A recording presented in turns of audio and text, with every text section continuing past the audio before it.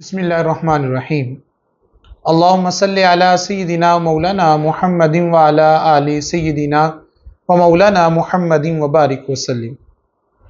میرا ہدایت کے ناظرین و سامعین، بہت ہی خوبصورت حدیث مبارکہ کے حوالے سے ہمارا موضوع چل رہا ہے کہ بہترین اسلام کیا ہے۔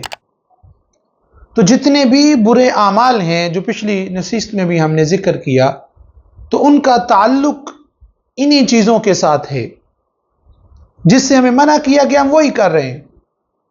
جھوٹ پہ بات کی ہم نے۔ آج دیکھ لیں، معاشرے میں سب سے زیادہ جھوٹ بولا جاتا ہے۔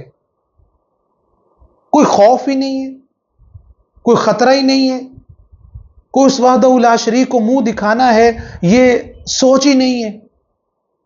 صرف چند جملوں کی لذت کے لیے، صرف چند وقتوں کی لذت کے لیے، صرف چند ٹکوں کی خاطر ہم جھوٹ بول دیتے ہیں، اور اس کو معیوب بھی نہیں سمجھا جاتا۔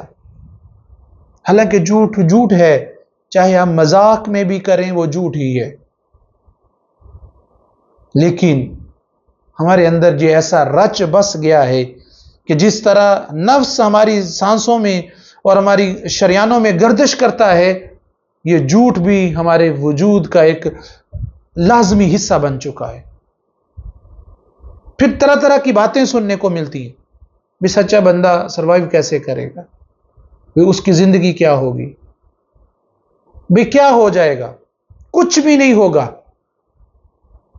مال نہیں بکے گا سچ سے تو کیا ہو جائے گا، رازق بیٹھا ہوا ہے نا، اس پہ کتنا توکل اور یقین ہے، تجھے اپنے مکر پر، اپنی فنکاری پہ تو یقین ہے، اس خدا وحدہ لا شریک کی ذات پہ یقین نہیں ہے، اس لیے جھوٹ بول رہا ہے۔ پھر چغلی کی جاتی ہے، منع کیا گیا ہے۔ ہماری گفتگو میں اگر غیبت اور جھوٹ نکال دیا جائے تو پیچھے خاموشی رہ جاتی ہے، کبھی غور کیجئے گا۔ اب غیبت کیا ہے؟ قرآن نے کہا گیا ہے، منع کیا ہے، اور کہا کیا ہے کہ جو غیبت کرتا ہے وہ ایسے جیسے اپنے مردہ بھائی کا گوشت کھا رہا ہے، اور ہم بڑے شوق سے کھاتے ہیں، صرف کانوں کی لذت کی خاطر یا زبان کی لذت کی خاطر، بس ایک چند وقتی لذت کے لیے ہم ابدی سکون اور قرار کو تباہ و برباد کر رہے ہیں۔ یہ ہے ہماری مسلمانی، یہ ہے ہماری طرز مسلمانی۔ ہمیں غور، یہی تو دعوت فکر ہے ہمارے چینل کی، کہ کم از کم ایسے بنو نا کہ جو اللہ اور اس کے رسول کو پسند آ جاؤ۔ اس وقتی دنیا کے لیے اپنی دائمی زندگی کو برباد مت کرو۔ یہی ہمارے آستانے کا پیغام ہے، یہی ہمارے راہ ہدایت چینل کا بنانے کا مقصد یہ ہے۔ یہ ساری محنت، یہ شب و روز کوششیں فقط اس لیے ہے کہ آقا کی امت پھر سے صراط مستقیم پر آ جائے، اپنے آپ کو پہچان لے کہ ہم کون ہیں، ہماری تخلیق کا مقصد کیا ہے، اور ہمیں یہاں دنیا میں بھیجا کیوں گیا ہے۔ انسان غفلت کی دلدل میں دنسا ہوا ہے، اپنے مالک کی بارگاہ سے دور ہوتا چلا جا رہا ہے۔ حدیث مبارکہ میں جھوٹ کو ہلاکت اور رسوائی کہا گیا ہے، اور اس کی ذلت کا اس کو علم ہی نہیں ہے۔ اور پھر دیکھیں، ہم بڑے دانا بندے ہیں، کوئی بچہ آگ میں ہاتھ ڈال رہا ہو تو ہر کوئی تنبیہ کرتا ہے، وہ یہ ہاتھ جل جائے گا، پیچھے ہٹ جاؤ، یہ نقصان دے گی۔ میں ایسی دنائی پہ قربان جاؤں؟ یہ ازرہ تفنن، ازرہ مزاح بات کر رہا ہوں بھی، یہ آگ جس کا نقصان تمہیں نظر آ رہا ہے، تو پھر اس بچے کو ہلاکت میں جانے سے روک رہے ہو، اچھی بات ہے، روکنا چاہیے، لیکن جو ابدی نقصان ہو رہا ہے، وہ جس آگ کا سامنا مالک یوم الدین کے بعد کرنا پڑے گا، اس آگ کی فکر ہی نہیں ہے، اس آگ کو ٹھنڈا کرنے کے لیے کوئی انتظام ہی نہیں ہے۔ یہ آگ جس کی کوئی حیثیت اور وقت ہی نہیں ہے، یہ اس آگ کے برابر میں کروڑ ہا درجے کم ہے شدت اس کی، اور اس آگ کا اندازہ ہی نہیں ہے، فکر ہی نہیں ہے، غور ہی نہیں کرتے، اور پھر کیا زبان سے نکلتا ہے؟ مکاری کے الفاظ، دیکھی جائے گی جی جو ہوگا اس دن۔ کبھی غور کرنا یہ جملہ کون آپ کی زبان سے کہلوا رہا ہے؟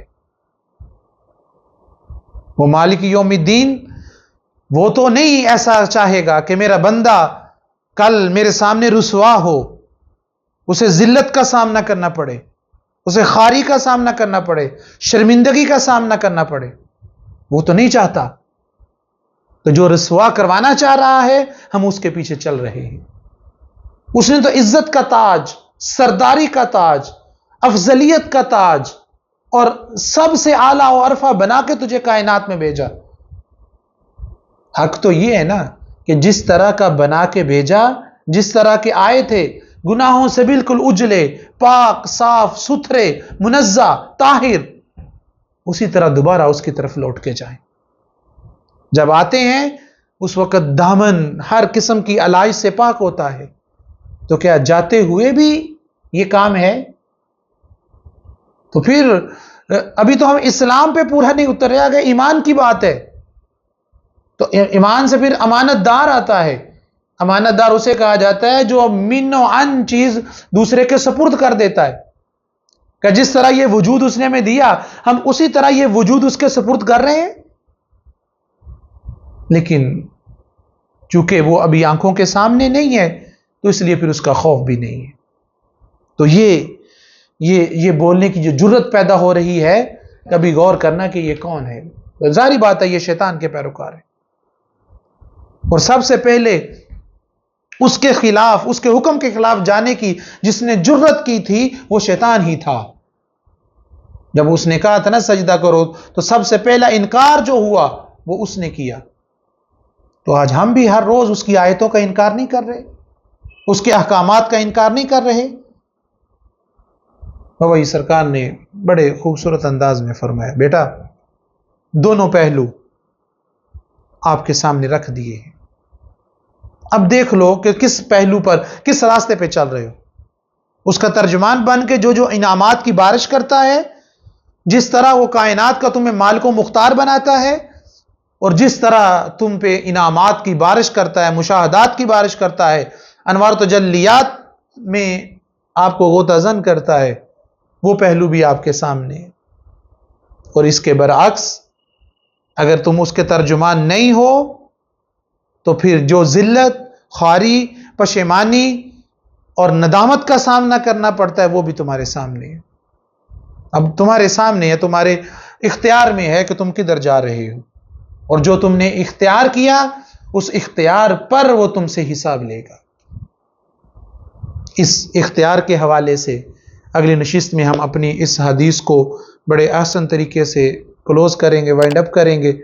اللہ پاک ہمیں سمجھنے کی اور اس پر عمل کرنے کی توفیق عطا فرمائے، آمین۔ والسلام علیکم ورحمۃ اللہ وبرکاتہ۔